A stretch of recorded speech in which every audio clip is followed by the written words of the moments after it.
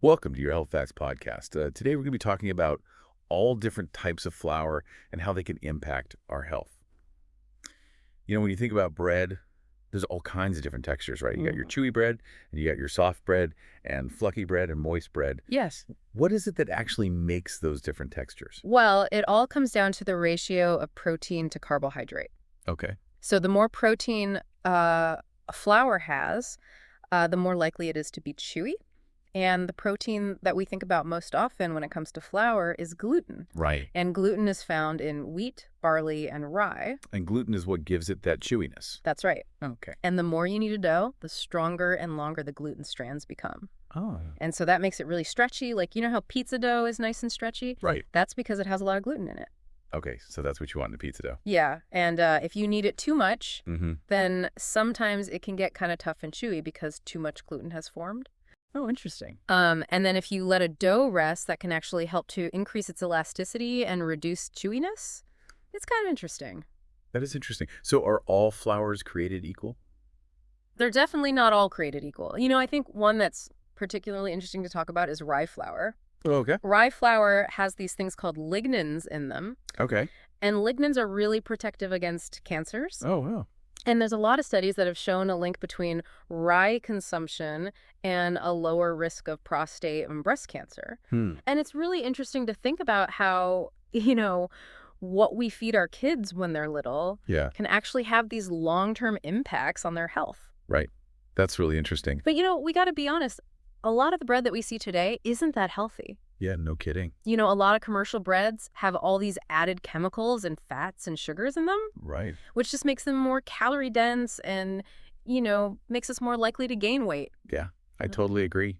And that's where the concept of calorie density is really important, I think, when we think about weight management. Like low fiber flour. Okay. Which is often what we see in like these highly processed breads. Right. It breaks down really quickly into glucose when we eat it. And that can really spike our blood sugar and make us feel hungrier sooner. Right. And so ultimately that can contribute to weight gain. Makes sense. But when we look at whole grain flours, those have a lot of fiber in them and bran. Okay. And those actually slow down digestion. Okay. So they prevent those big sugar spikes. Interesting. So the fiber is kind of like a buffer. Yeah, that's a good way to think about it. And, it's not just about blood sugar regulation. Okay. Fiber can help us lower our cholesterol. Yeah. And it helps to promote a healthy gut microbiome. Right. I think that's something that more people are becoming aware of. Absolutely. Yeah. And it's really fascinating to think about how the process of grinding these grains into flour really changes their properties. How so? Well, think about it. When you grind something up, you're increasing its surface area. Right. And you're kind of destroying the structure of the fiber. And so then the nutrients are a lot more accessible to our bodies. Okay. And that can be good in some ways, but it also means that we absorb them a lot faster. Oh. Which can lead to those blood sugar spikes that we talked about. Right. And potentially weight gain. Okay. It's kind of like the difference between eating whole peanuts and eating peanut butter. Think about how many peanuts go into a jar of peanut butter. Yeah, a lot. It takes 540 peanuts to make a 12-ounce jar of peanut butter. Wow, that's a lot of peanuts. That's a lot of peanuts. Okay. And so when you're eating peanut butter, you're getting like this concentrated amount of calories in a really small serving. Right. And so it's always better to try to eat the whole foods in their natural form. Okay. If you can. That makes sense. Yeah. And another thing that I think is important to think about when it comes to flour is gluten sensitivity. Yeah. A lot of people have issues with gluten. They get diarrhea, bloating, abdominal pain, constipation, all kinds of not fun stuff. Yeah, for sure. And for people with celiac disease, they absolutely have to avoid gluten to prevent chronic inflammation in their gut. Right. And, food allergies in general are just becoming a lot more common. Yeah. It seems like everybody's allergic to something these days. It really does. Yeah. And I always recommend to people, if you're having like digestive issues or anything like that, keep a food diary. Yeah, that's a good idea. And really just see what does your body tolerate well? What doesn't it tolerate well? Yeah. And you might be able to pinpoint certain ingredients that are triggering you. Right. Okay. So we talked a lot about wheat flour, But there are all these other different kinds of flours out there. Yeah. What are some of the things that we should be looking for when we're choosing a flour? Yeah. Like, what are the different types? So when it comes to choosing a flour, I think it's really important to understand like the different types of flour and how they're processed. Okay. So like white flour and cake flour, those are highly refined. Okay. So that means that the bran and the germ have been removed. Okay. And all that's left is the endosperm, which is where the carbohydrates are. Okay. So they're not very nutritious and they're more likely to spike our blood sugar. So those are the ones that we should try to avoid. Yeah. I mean, if you can, look for flours that still have their color and their fiber content. Got it. Because those are going to be a lot richer in those beneficial phytonutrients and antioxidants. Okay.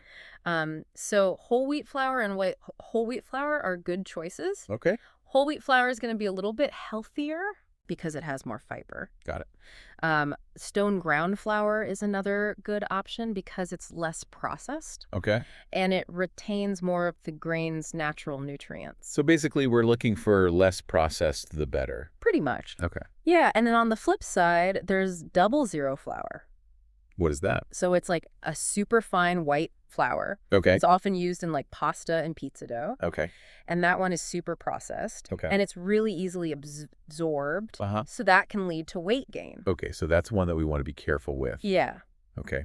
Now, what about coconut flour? Yeah, so coconut flour is interesting. Okay. It's definitely lower in saturated fat than coconut milk, Okay. but it still has saturated fat. Okay. And saturated fat can contribute to weight gain and other metabolic issues. Right.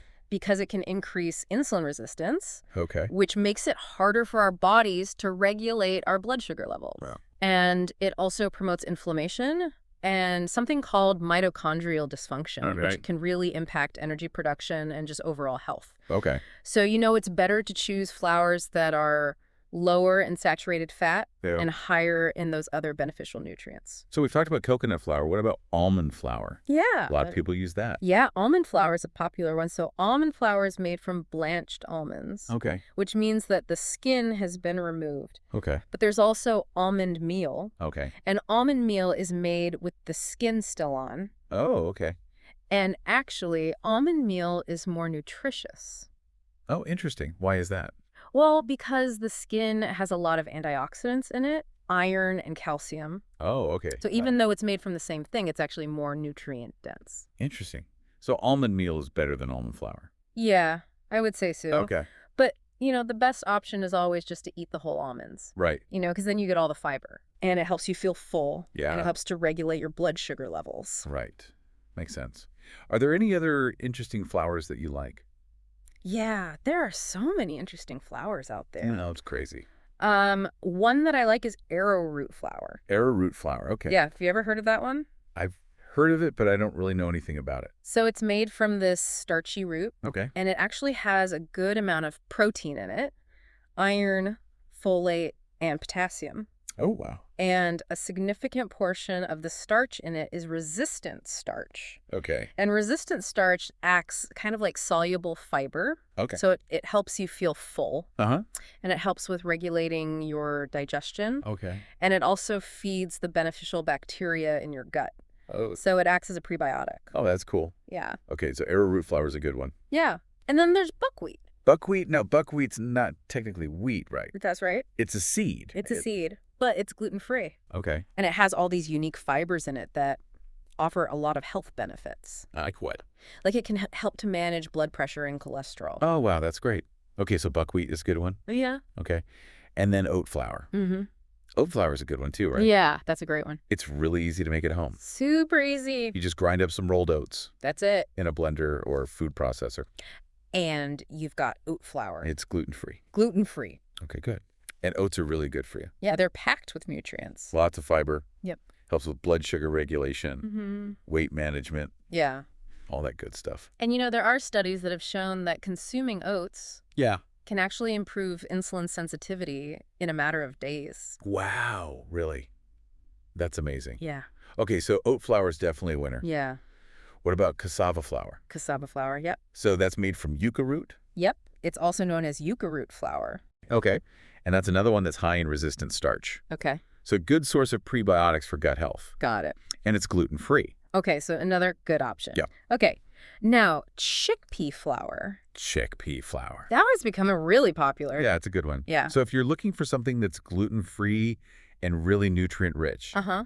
chickpea flour is a great choice. Okay. It's high in fiber and protein, Okay. so that helps to regulate blood sugar levels, suppress appetite, prevent weight gain. Wow. And chickpeas also have this really cool thing called the second meal effect. What's that? So basically, it means that the benefits of chickpeas extend beyond the meal that you're eating them in. Oh, interesting. How does that work? It's not totally understood, but it's thought to be because of the way that they impact our gut microbiome. Oh, okay, okay. And so they can actually help to regulate blood sugar levels even hours after you've eaten them. Wow, that's really cool. Yeah. And one thing to keep in mind with beans in general is that if you increase your bean intake too quickly, Yeah. it can cause some digestive discomfort. Right. So you just want to start slowly Okay. and gradually increase the amount that you're eating each day. Okay. Aim for like 3 cups of beans a day. Wow, that's a lot of beans. It is a lot of beans. Okay, but good to know. Yeah. And chickpea flour is pretty easy to find, Oh, right? yeah, you can find it everywhere. Okay, good. And it comes in different grain sizes. Mm-hmm. So you can use it for different things. Yeah, exactly. Okay. Mm. Now what about rice flour? Rice flour. Yeah, rice flour is a popular gluten-free option.